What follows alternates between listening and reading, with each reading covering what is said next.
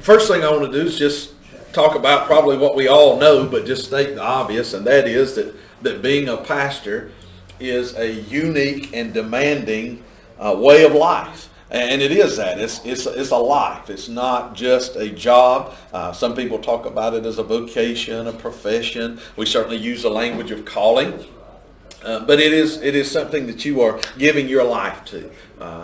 You're not going to do it justice if you look at it as a 9 to 5 type deal, right? It's something that you give your heart and your soul, and you give yourself to God's people and to the work of the Lord.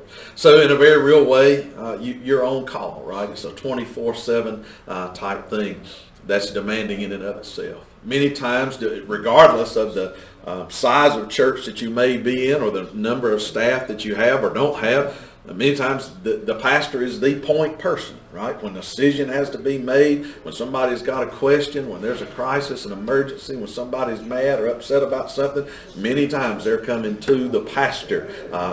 Even if you are not the decision maker, a lot of that stuff is going to come before you, come across your desk, and you're going to be asked to weigh in on it and in some ways influence processes and decisions. And particularly if you're in a situation, I mean, my church that I pastor is we average about 200 people on Sunday morning, and we have some other part-time staff people, but right now a lot of those positions are vacant. Several of those positions are going through staff transition, so I'm having to pick up a lot of the slack in those areas and do a lot of those things. So being that point person, frequently sacrificing time with family. I think we probably all can share a story where you had something planned, either with the wife or the children. Many pastors, it never fails when you're on vacation or you're trying to get away, trying to spend some time with the family.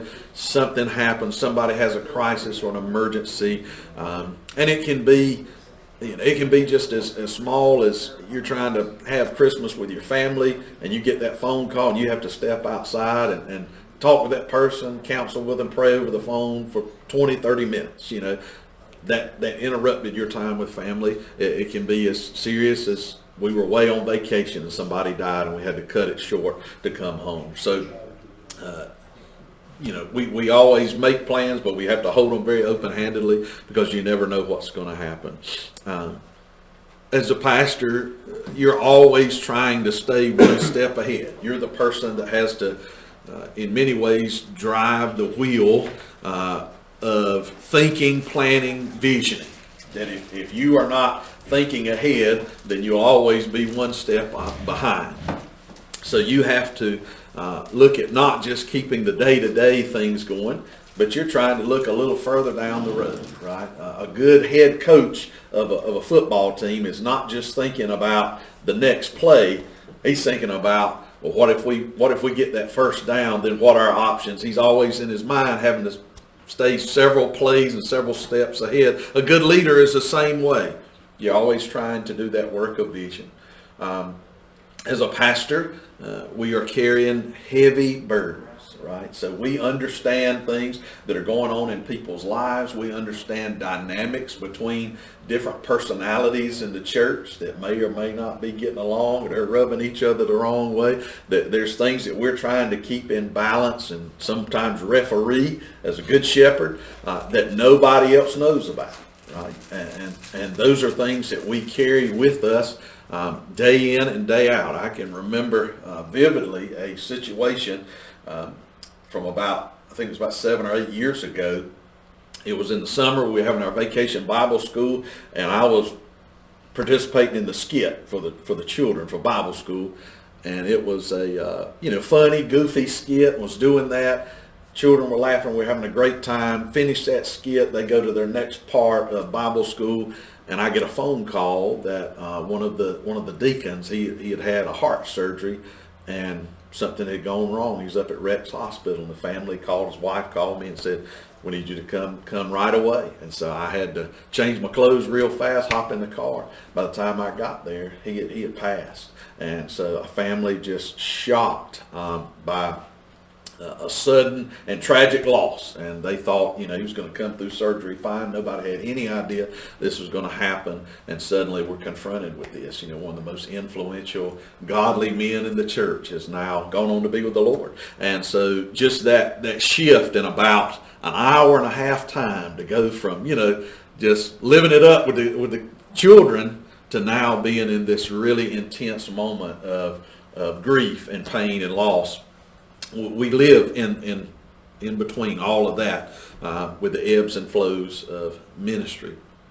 What about this? You ever are put in a position where you have to do something or asked to do something as pastor that was not in your job description or not in your education or your training, right? Probably for all of us, every week there's something that falls into that category. When I had an associate pastor, we would joke all the time. We were keeping a running list of all the things we had to do that there was never a class on or never a class for, in seminary. So, things like, when I was called to Neals Creek, I had been a pastor at another small church, but I was the only staff member. There was no other staff. So I had zero experience of how to manage staff, how to evaluate staff, how to lead a staff. Had to learn that completely on my own, pretty much by trial and error. And knowing what I know now, I would have sought out some help and some counseling in that. But when you're young and dumb, you just think I'll figure it out. But stepped into a situation with 8 other staff members, and I've never worked with staff before. So things like that, when you deal with major renovations to buildings and properties, I'm clueless on that, right? I don't know anything at all about that. I've never been trained how do you lead a church through a building or a renovation project and the fundraising that goes along with that. There's just all kinds of things that kind of outside of the core of what we were trained to do that can end up being stressful and pretty taxing. For all of us, I imagine there's what I call the big 3 that we're expected to do pretty much every week in some capacity. That's the preaching and teaching ministry. That's the pastoral care, shepherding the people, and then administration. That there are things that got to look at the budget. How are we using our money? Got to look at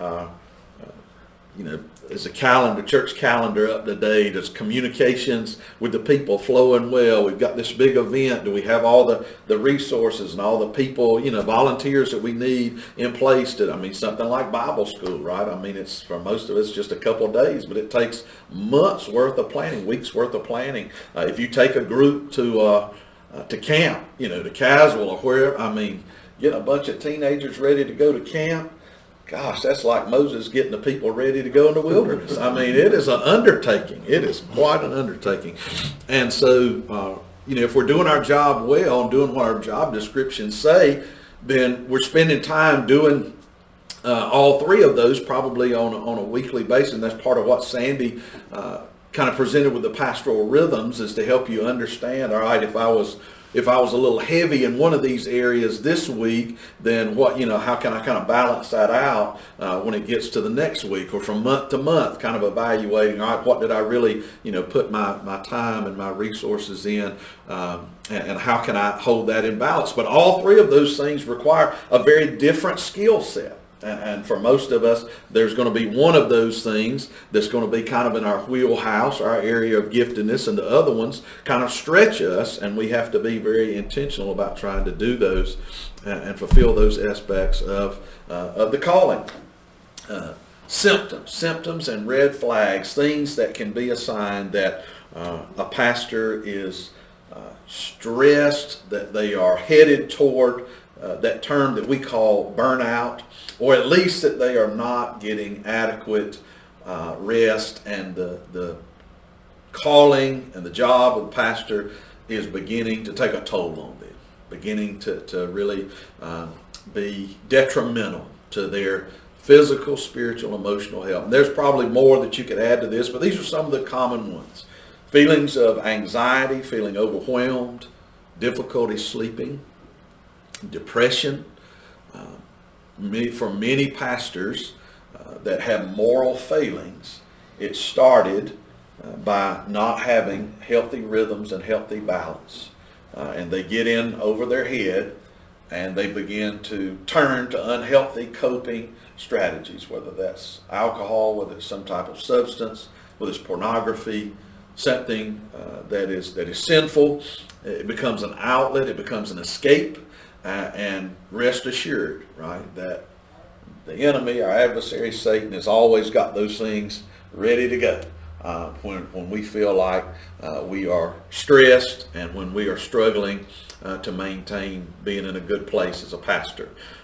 For many pastors, this becomes isolation, right? Being a pastor can be a very lonely thing at times. And so many pastors feel a sense of isolation. It can, we know, cause strain in the marriage, strain in family relationships. For me, one of the most, I think, real warning signs for my situation that I really knew I needed to look at taking a sabbatical was this next one, just lack of joy. That when I would go into worship on Sunday, I did not feel joy being in the presence of the Lord or being in the presence of God's people.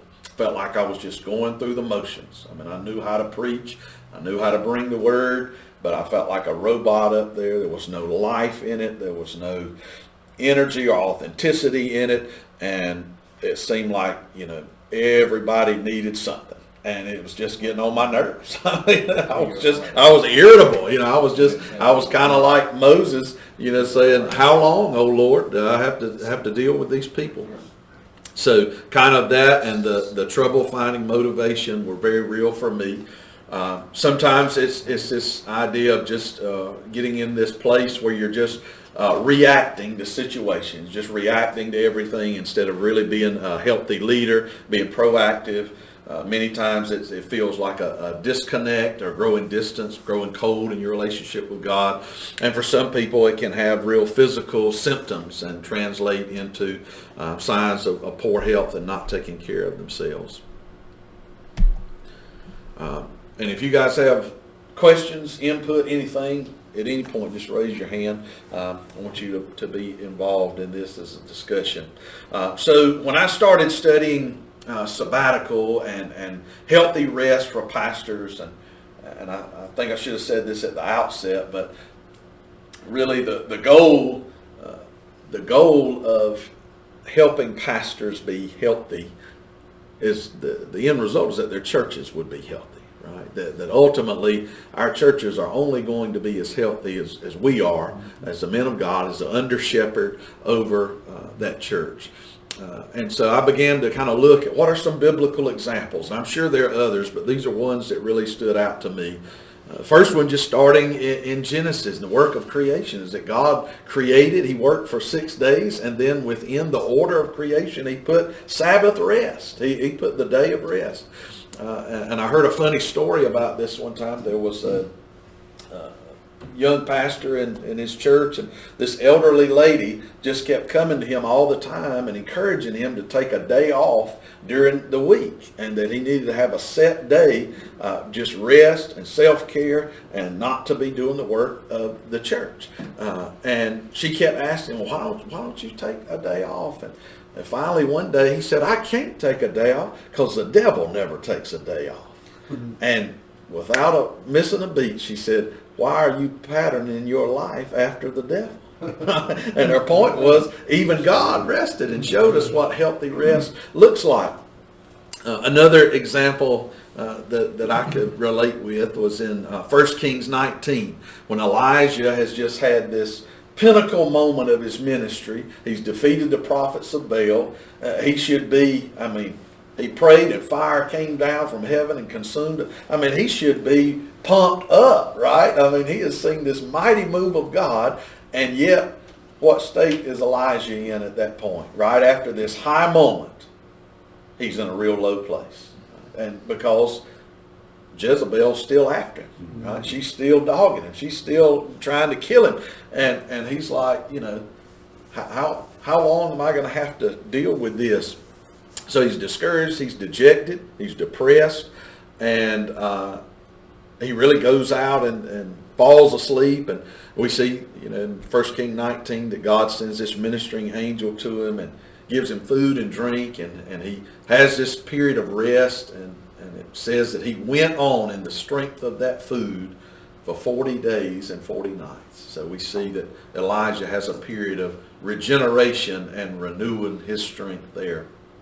Jesus told his disciples, come aside to a deserted place and rest a while. And again, that was after a period of kind of intense ministry. Jesus modeled that he frequently withdrew to the wilderness for times just to disconnect, times of solitude, times of prayer, to reconnect with the Heavenly Father. In Luke's Gospel, we see this story of Mary and Martha. And Martha she's busy, and there's so much to do, and we all get in that mode many times. And then Mary is just sitting worshiping at the feet of Jesus, and he commends Mary. He says one thing is needed. Mary has chosen that good part. Some translations say the better part, and it will not be taken away from her. In 1 Corinthians 16:18, Paul talks about some fellow helpers, servants who come to minister in the church, and how their presence coming and helping, and we're kind of led to believe that they did some things, and it took a little off of Paul's plate. That it says he says these words: "They refreshed my spirit and yours," meaning that he just had somebody come in and help and encourage him for a little while.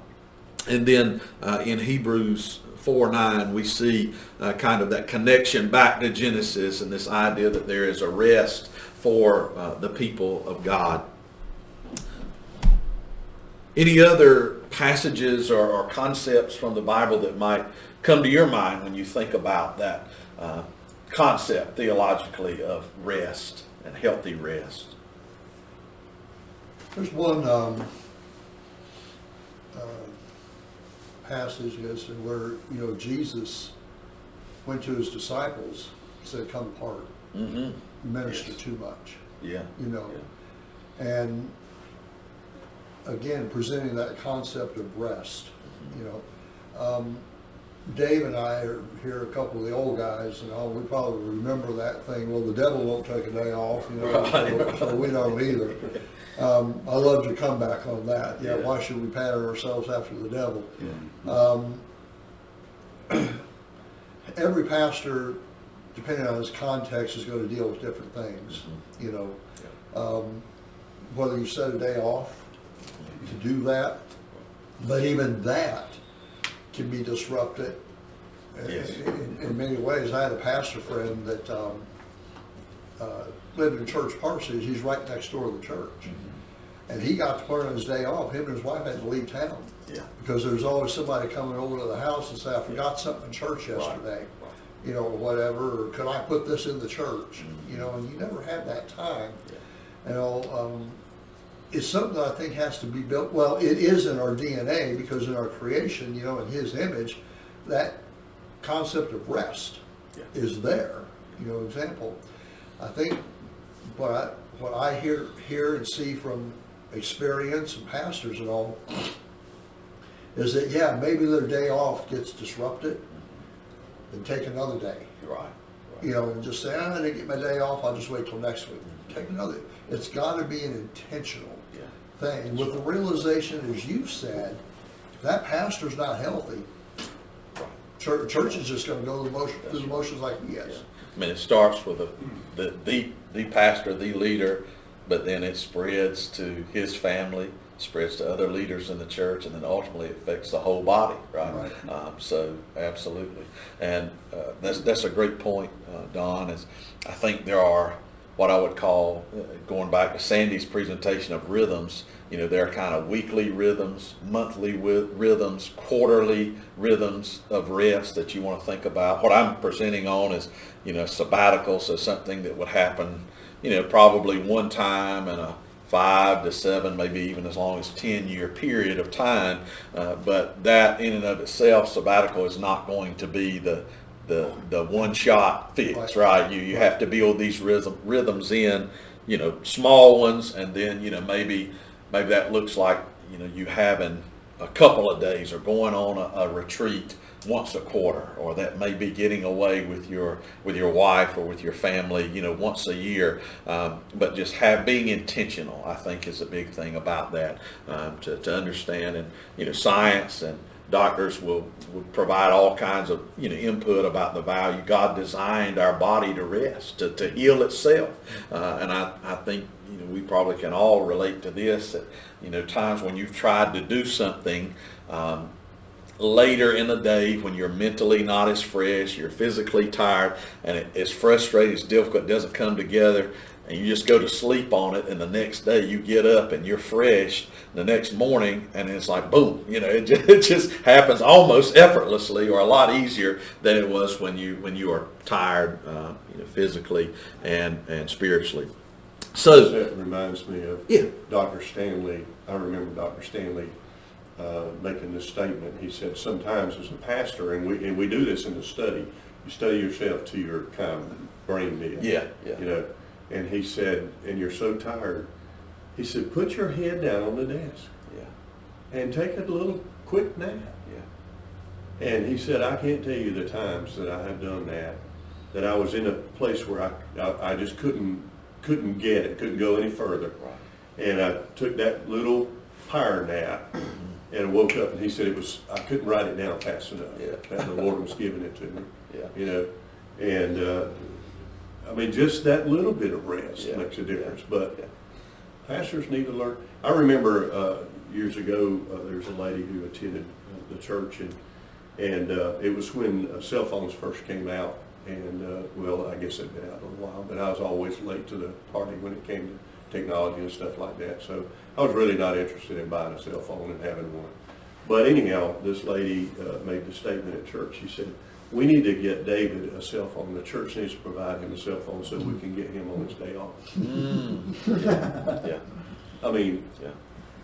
it's ridiculous to think that way, but people do. And so part of it is just having to set some boundaries somewhere along, and that's hard. I will tell you that is hard for me. I'm not good at that. I have a little too much people pleasing in me. I want to be available to people. The thought of them trying to get up with their pastor and they can't in a whatever situation. But again, I've had to get to a place to say that's not sustainable. It's not healthy. Right? And it's not fair to my wife and family, the people that need the best of me, right? That I have this ultimate responsibility to. But going back to what you said about Dr. Stanley, I don't do this often, but every now and again, maybe a handful of times during the year, we have a college student lounge upstairs in our education wing, and I'll just tell the secretary, hold my calls. For all intents and purposes, I'm not here unless it is a dire emergency, and I go up there and get on one of those couches up there, particularly after lunch. It might take 45 minutes to an hour nap, and like you said, and it helps sometimes. So I don't make that a regular practice, but occasionally I do. Yeah.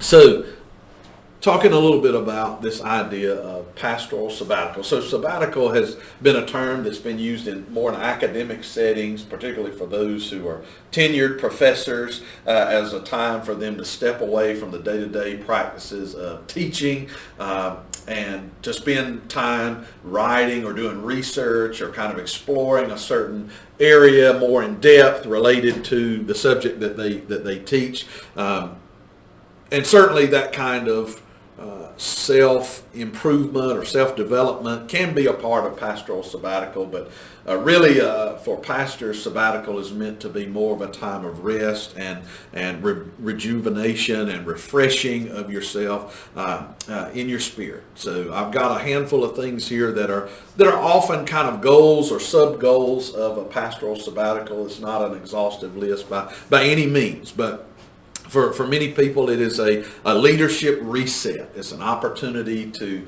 study best practices and keep yourself sharp.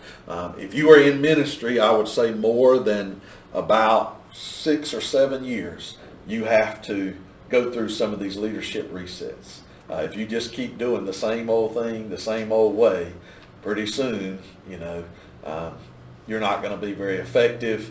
and the church is not going to continue to go forward. Now that doesn't mean that you gotta change everything about you. I knew a pastor one time, and he had a pretty big church, but about every 3 to 4 years, he would just totally reinvent himself. I mean, he'd change his hairstyle, the clothes that he wore, and he would lead their church to, I mean, it was like every 4 or 5 years, they totally redid their worship auditorium and all that. That was probably taking a little too far, a little overboard, but the idea that the world around us is changing rapidly. Ministry is changing. The goal of the gospel doesn't change, but how we do that. And so, if all you have seen is how you do church in your setting, Sunday after Sunday, week after week, you can listen to podcasts, and we do have a lot of things that kind of help us see what's out there, but there's nothing like kind of experiencing that. And that was one of the eye-opening things for me when I went on sabbaticals. Every Sunday we went to a different church somewhere across the state of North Carolina and just tried to learn what are some best practices, what are some things that this church over here is known for doing this really well, and let's go, let's see what they're doing, let's learn from them. For many times it is that quality, uninterrupted time with family. It's a time of study, of personal and professional development, going on some retreats, going to some pastors' conferences and things like that maybe you would not have normally been able to break away and go to. Maybe you've always wanted to go to that certain conference somewhere out of state and you've never been able to. This, sabbatical can be a great time to do that. It is a time of seeking the Lord for fresh vision for yourself and for the church that you're called to pastor. Again, looking at best practices for a whole host of different things. It is also a time to kind of break that routine. So, if you have lived in this world of pastoral rhythms and you're used to this is how my life and my time is structured, it's a way of kind of breaking that and disrupting that a little bit so that maybe you can discover some new things. Maybe that's how you pray more effectively or more intimately, or maybe that's something like I really need to take better care of myself physically. I need to pay more attention to exercise or my diet or things of that nature, or just kind of eliminating some of the stress and the things that cause stress in my life. So it's kind of that, a break in your normal routine to be able to rediscover some healthier routines. Another benefit of sabbatical, this is not I'd say a primary thing, but it's kind of a secondary thing, is breaking what I call a codependent cycle between congregations and the pastor. Now, what do I mean by that? I think we've all known situations where churches were built around a cult of personality, and the church was synonymous with that man who was their pastor, and they had no identity outside of that particular person. Many times, charismatic, effective leader who's done well for the church, done good things, but we have all seen that when that person is gone for whatever reason, now they have to go through 2-3 pastors after that before they can even reset and get in a new rhythm and find kind of a healthy pastor and congregational relationship again, because they were just so tied. They thought this pastor walked on water and they put him up on this pedestal. That can be an unhealthy thing for congregations. On the flip side, this is something we all have to check our hearts for. If you've been in ministry for a long time, I'd say more than a couple decades particularly, it becomes such a part of your identity that you don't understand who you are apart from being the pastor of such and such Baptist church. And so it is good to just take a step back from that and to get some perspective and to understand who you are. That is a huge part of your life. You do give your life to it, no question about it. But how many times have we known men that held on to control or tried to hold on to a position, sometimes way past the point that God wanted them to, because they were just so addicted to or tied to, this is my identity. And they were scared. They did not know who they were going to be outside of being the pastor at such and such church. This can just help to give, I think, some needed perspective both to the church and to the pastor, and help us to realize, this is not my church, this is God's church, and he just has called me here and appointed me for such a time as this. A good definition, I think, good summary of what a pastoral sabbatical is about, kind of summarizes a lot of what I just said. This is a definition from Robert C. Saylor, and I've got a couple books and recommended resources I'll share with you at the end. But he has written what I think is probably the most practical how-to guide. It's real short, easy to read, great for lay people. It's called Planning Sabbaticals, a guide for congregations and their pastors. So very self-explanatory, and he walks you through kind of step by step what sabbatical is, why it's a good idea, and kind of best practices for carrying it out. It's a great resource. I wouldn't say that you have to do everything that he says in here, but it's a pretty good place to start, good roadmap. Yes. So when you doing your research or whatever like that about I'm planning a sabbatical, Yep. Had previous pastors in that church ever taken it, as far as you know? It's a good question. They had not. Okay. So, well, that was my next thing. And the thing, how did your leadership and such, how did they receive what you were telling them? Sure. For something that is obviously foreign to them. sure, that's a great question. So I was blessed to have some good mentors that told me or encouraged me when I got to the point of starting to seek God's call to full-time pastorate. They said, if you can go in negotiating a sabbatical, put that on the table. They may not go for it, but they said it's a lot better to try to negotiate that, or at least have something in writing built in as a possibility for that on the front end, than it is to have to try to sell them on it later on down the road. So when I was interviewing at Neal's Creek, again, I was only 25 years old, so they were a little nervous about my age anyway, and my experience level at that point. But one of their stated commitments, and one place that the church and I really matched up on very well, was that they had a lot of history of 2.5 to 3 year pastorates. That about the time momentum was starting to lead somewhere, the pastor would go. A lot of pastors has kind of used it as a stepping stone to bigger ministry things. And they said, we're tired of that. It's kind of rinse and repeat. We're looking for a pastor to come and stay. And that's why we're interested in you, even though you are a little younger than what we might ideally want. We could see building a future together. And I'm like, well, I can too. That's what I want. That's what I'm looking for, is a church where I can plant my roots and really invest. So guess what? So the church Neal's Creek is 245 years old this year. So it's a long established church. And they've had, I think I'm the 27th pastor that they've had in that history of time. But anybody that was currently living at the time, 11 years ago, guess what the longest tenured pastor was in that time during their lifetime? Just take a guess for a number of years. 5 years? A little bit more.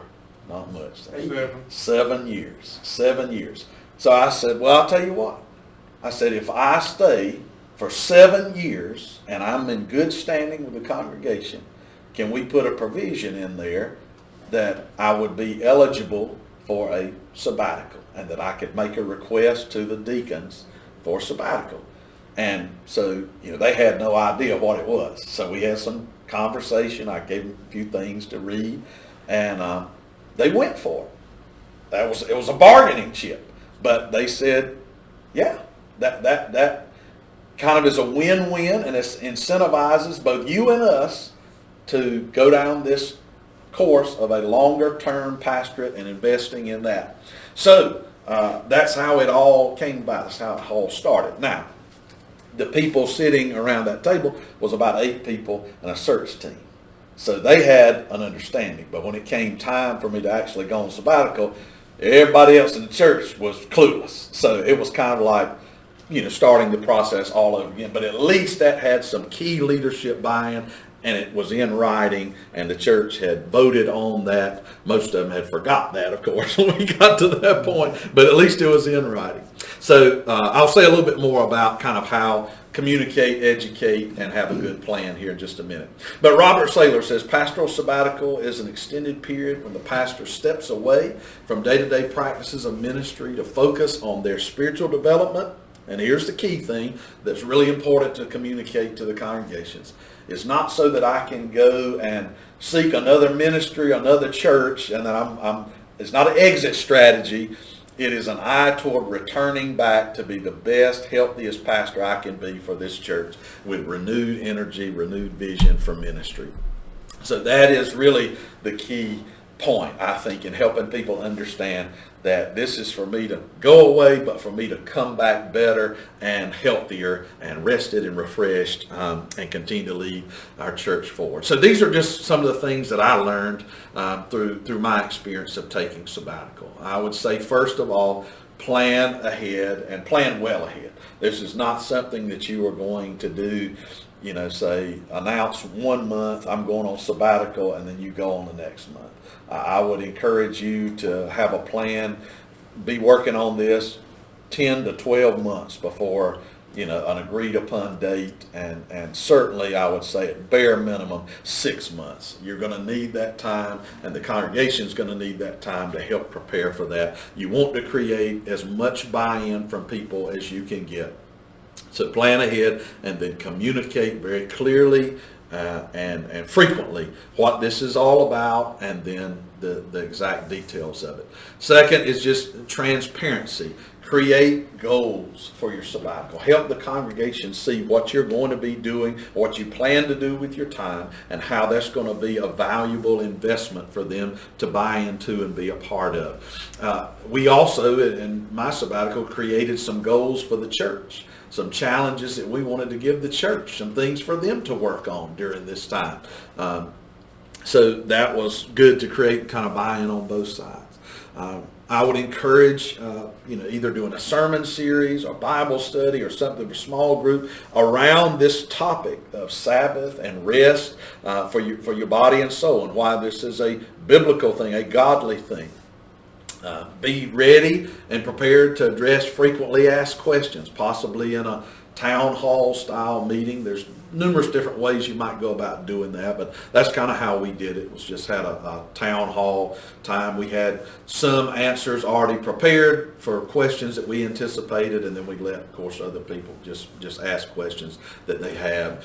And then have a leadership team that is going to come alongside you, not only in the planning stages, but to help communicate things to the congregation, and then to help oversee things, while you are away on sabbatical. It's important that you have. For me, it was about, I think it was like one of our church administrators, and then maybe 3 deacons. I think it was a team of 4 that was my sabbatical planning team, and they were there for us to cover this thing in prayer, to plan and prepare, to make decisions, and then ultimately to communicate those things out to the church and to troubleshoot things along the way.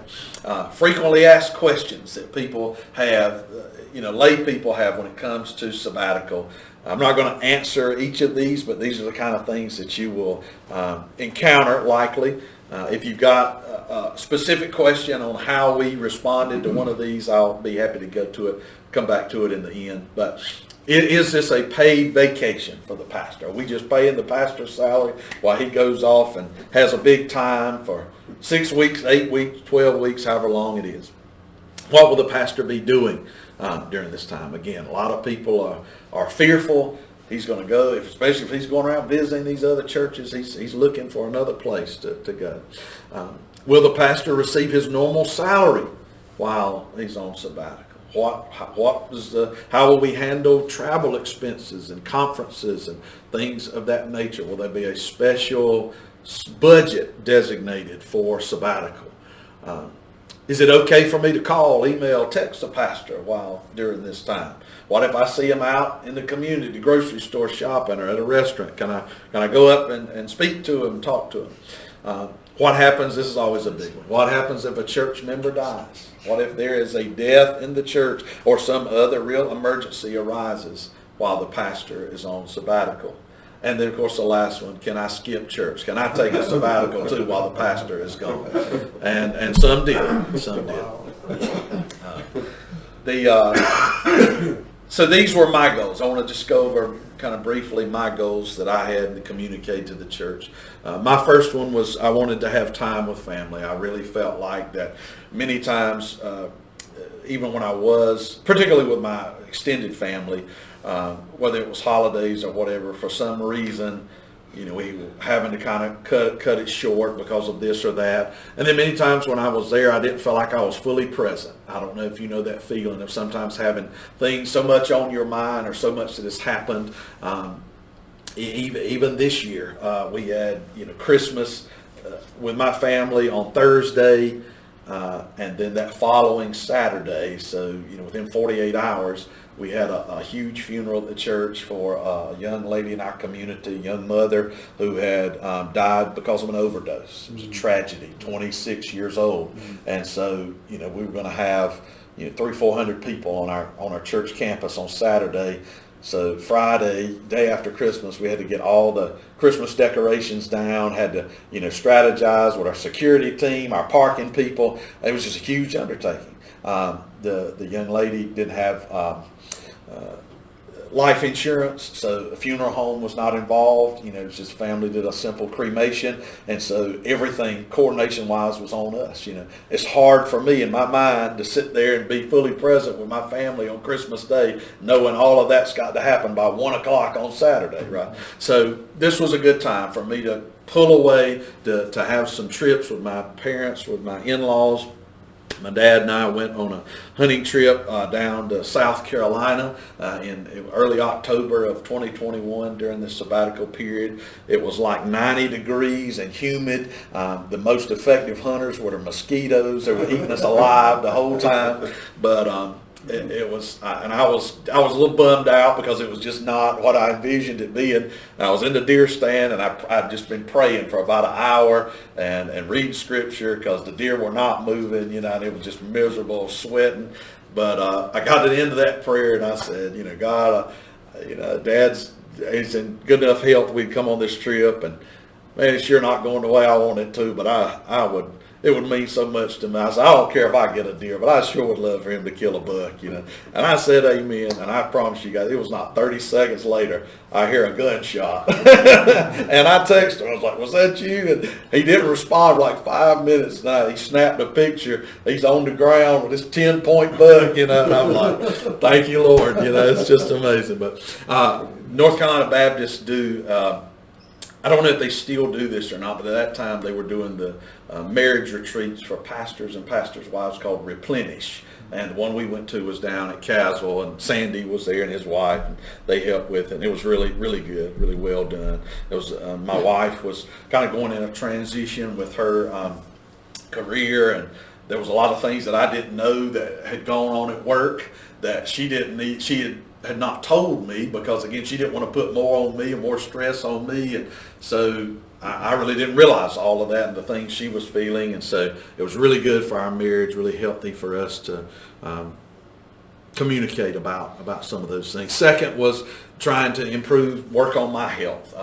I had not had a physical or been to a doctor, thankfully, because I'd been healthy. But the last physical I had was when I applied to college. I hadn't yet had a physical to apply to colleges as an undergrad. And I mean, I had gone, at this point, I was almost 40 years old. And so I'd gone, 20 some years without going to a doctor for anything other than just a head cold. I'd lived in this community at that point for about 10 years, didn't have a local, practitioner. And so I had neglected my health again because you just put things on the back burner. You feel like I've got other things, and you just kind of soldier through it, grit, and again, thankfully I was in, decent health, but I had neglected, things that I needed to do to look after my own health, and needed to get better, needed to lose some weight. And I did really great for the 3 months I was on sabbatical. I wish I could say that has perfectly transitioned into the time after sabbatical, but I'm still trying. I'm still trying to keep that as one of my pastoral rhythms, is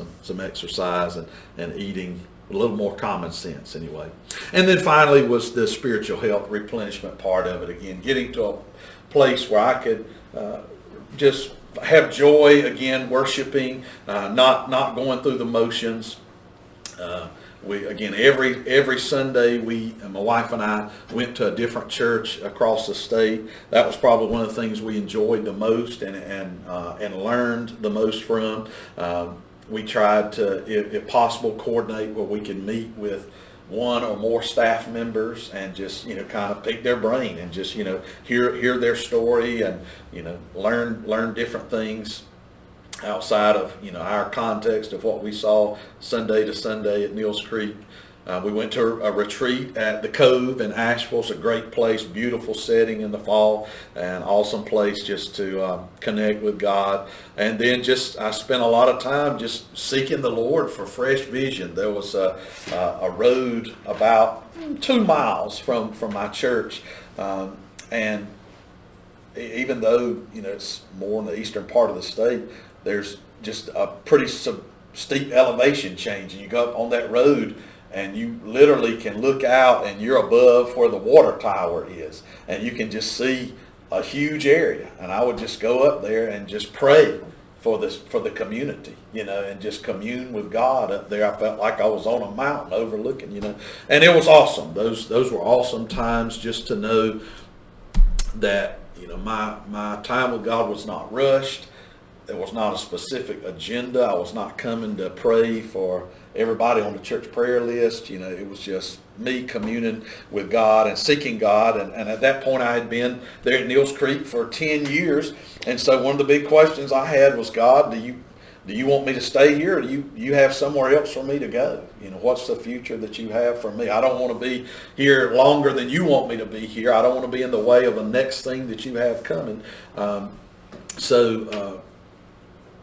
The other, I think, 2 big pieces that really influenced me in taking sabbatical when I did, it was from August to early November, mid-November in 2021. We had about a 5-year planning process and then construction for our Family Life Center on our campus. So that was the only major building project that this church had gone through since 1984. And so, again, that's an awesome thing, but it's so much goes into something like that, coming up with the design, the plan, getting buy-in from the congregation, borrowing the money, the actual construction phase of it. It was a 5-year process, start to finish. And so that was very taxing. The other thing was what we all lived through in 2020 was COVID. Right? It was a stressful time. If you were in ministry then, there were some just unprecedented things about that, decisions. This crowd thought you ought to do this. This group thought you ought to do that. We were trying to figure it out 1 week at a time. So when we kind of got through the brunt of COVID and got that Family Life Center built and started using that, man, I was just tapped out. I knew it was time. So the outcomes for me, it worked. I'd say I took a 12-week sabbatical. So about 8 weeks in, I was hungry to get back. I was chomping at the bit. It was like fire shut up in my bones. I wanted to get back in the pulpit. I wanted to return to love the people. I think the saying is true that absence does make the heart grow fonder. And that was one thing that as we were visiting the other churches, my wife and I would just comment every week, that was great. Those were loving people, but they're not our people. We just long to be back with our people. It definitely refreshed my spirit and my outlook for ministry, refueled me. I felt a clear and compelling sense and leading from God that I was where He wanted me to be, that He had kind of given me a vision of the future of that church and that community that I wanted to be a part of. And that was very exciting, still very exciting for me. Kind of an outcome that I really had not anticipated was that it allowed other staff members and really even other lay leaders in the church to kind of gave them an opportunity to step up to the plate and to, in some cases, discover gifts that they have, or in other cases, just kind of equip them to use the gifts that they already had, maybe in a greater ability. And I think that was a really good thing during this time. For me, kind of connecting back with the vision, I really worked through and laid out 6 vision points for the church that I felt like God was directing us to focus on. And so I was able to, come back and really celebrate those and rally the church around those. And then for me, it really helped me to understand that while a 12-week sabbatical was a great thing, that there was probably some smaller rhythms that I needed to work on, right? Not just getting away for 12 weeks every 7 years or 10 years, but how can I kind of build this in shorter, more intentional periods of refreshment that will help me from getting as close as I was to that point of burnout. A few final thoughts. Don't think that burnout can't happen to you. So again, at the agreement I had, the covenant with the church was that at any point after 7 years, I could request a sabbatical. At year 7, I didn't feel like I needed it at all. I felt like full steam ahead. But by the time, in just 3 years, the time I got to 10 years there, it was like, I don't know how much longer I can keep going without something like this. So be proactive, not reactive. I would say this, and this is kind of a learning again from my journey with this, is don't wait too late. So think about this, in a football game. I'm a big football fan, so I use a lot of analogies for football. There's 4 quarters, but there's 2 halves, and you get a halftime break. And most of the time, the outcome of a football game depends on adjustments that are made at halftime. It's an opportunity for the players to rest, reset, kind of rally their heads around. That's something that can't happen just in a timeout on the field, right? It's not something that's going to happen, occasionally in a close game when you have that 2-minute warning, that 2-minute timeout. Maybe there's something that happens that in a real close game that ultimately affects the outcome. But most of the time, it is that midway point, that halftime break. So don't wait until the very end to try to make adjustments. I'll also say this, sabbatical, and this is a big point that Robert Saylor makes in his book, is that sabbatical is not intended to be a lifeline. So if you're in a situation where there's some real unhealthy dynamics in the church, things are not going well, sabbatical is not probably the time, that's not a good solution for that, right? You need to try to fix and work on those things, get the church in a healthier place, and then take sabbatical. It's really only works well when the pastor and the church are in a good place. If things are real rocky and you go away for 3 months, you're probably going to come back with your stuff boxed up and sitting out there at the curb, right? That's probably not the best. So let this be, again, something to kind of improve the health of the church, but it's not a lifeline. It's not a Hail Mary, so to speak. Don't think that you will come back and that you or the church will be the same. There will be some things that you'll come back, and there was for me that I said, I can't go back to doing things the way I did before. Right? I've got to make some changes, and I need to help the church understand why that's important. I was blessed in that the church as a whole, I would say probably between 60 to 70% of the people were really for it and bought into it. There was probably another 20 to 25% of the people that were not crazy about the idea, were not in love with it, not really bought into it, but they were not, I would say, antagonistic toward it. They're like, if this is what you feel like you need, Pastor, then, okay. But they weren't thrilled about it. There was another 5, 7, 10% people there that were just absolutely adamantly against it, even though it was in the covenant or whatever. Some of them had come to the church since then, and so they didn't know about that back then, but they didn't care.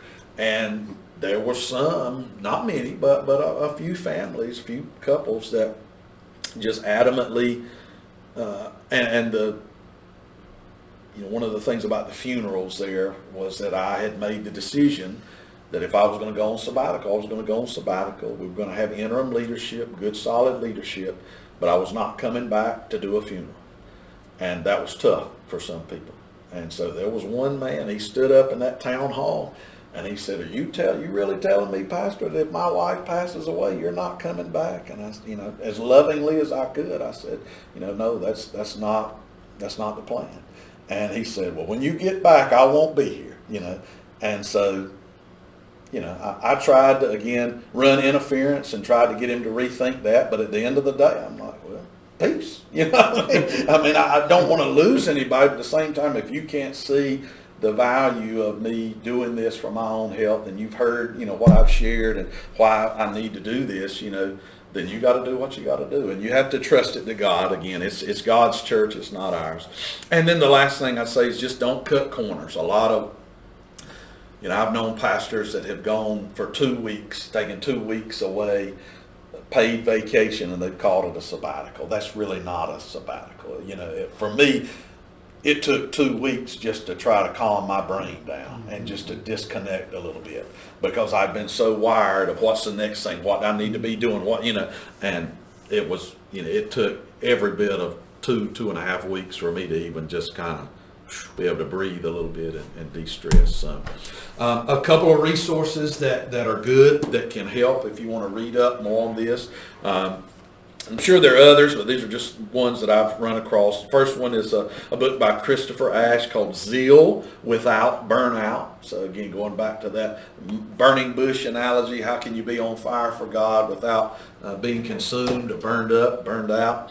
An older one by Brooks Faulkner called Burnout in Ministry. Again, talks a lot about the dangers there and the need for self-care. Along the same lines, Wayne Cordeiro, Leading on Empty, Refilling Your Tank and Renewing Your Passion. And then that one by Wayne Cordeiro, I've read that. That's an excellent book. Yeah. Just want to, I'm sure all of these are really good, but I can vouch for that one. Yeah. And I think that is an excellent resource. And then the Sailor's book on planning sabbaticals. It's more like a how-to manual there. And again, there may be some, it's the thing I like about it, there's things in there you can take it or leave it, and you may want to pattern it exactly as he outlines in there, but it's customizable. You don't have to do all that he says there. It may not be the best fit for your context or your church, but so that's something I want you to, particularly those of you that are maybe newer in your ministry context, to begin the conversation. You may not get it in writing right away, but start planting those seeds. Start kind of helping the church think about this is beneficial for a healthy long-term relationship, a healthy long-term pastorate. And again, a healthy leader means a healthy church. And so I will send Don these slides so that you can have them. And if I can ever go and talk to your elders, deacons, or leadership team about this, I'm happy to. I'm not an expert guy like Davis. I'm just a pastor who loves pastors and want to see pastors succeed and finish well. It breaks my heart. I know it breaks all of our hearts when we see pastors commit suicide, have moral failures, burn out, walk away. I mean, the guys my age that I know of, two, that I would say were peers in seminary that have, within the last 5 years, walked away from, they've gone on to have a secular career in banking and education, but, they have no plans to return back to serve God in the church, And so the kingdom suffers. The kingdom suffers. The cause of Christ suffers when those things happen. So questions. I've done more talking than I planned on. Chris,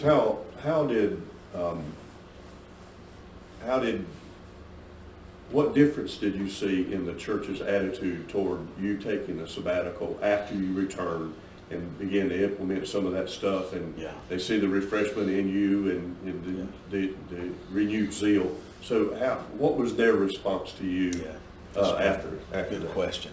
So I think some of them during the period of the sabbatical did get a little nervous because, again, human nature, attendance, it didn't drop off terribly, but it did drop off some.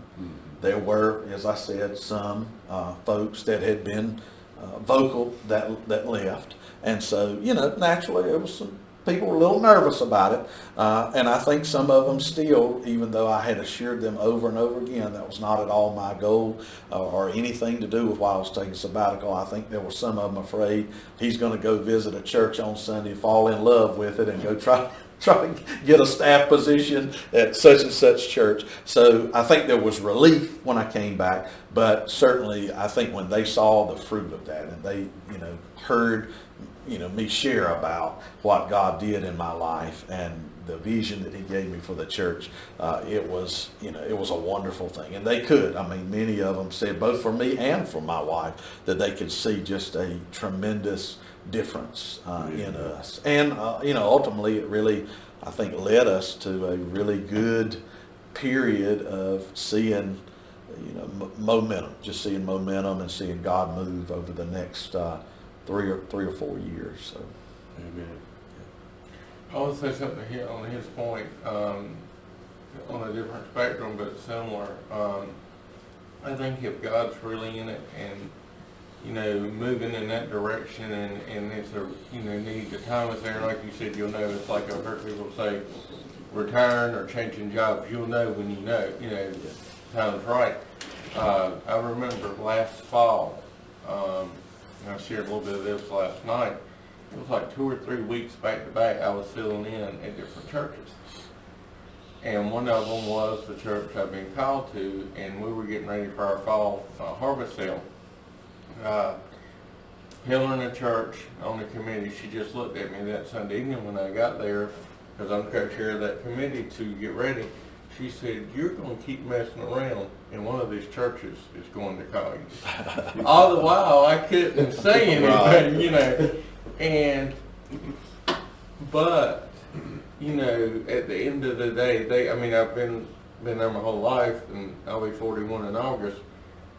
They saw this coming. They knew at some point, and even my former pastor, he's been gone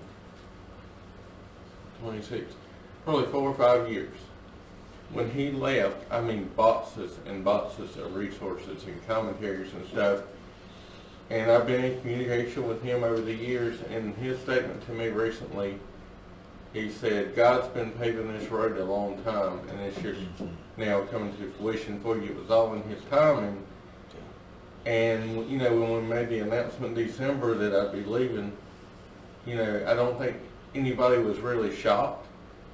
And then I was sharing with him, they voted Wednesday night to move forward with the association doing the ordination council, and it was 100% unanimous. yeah.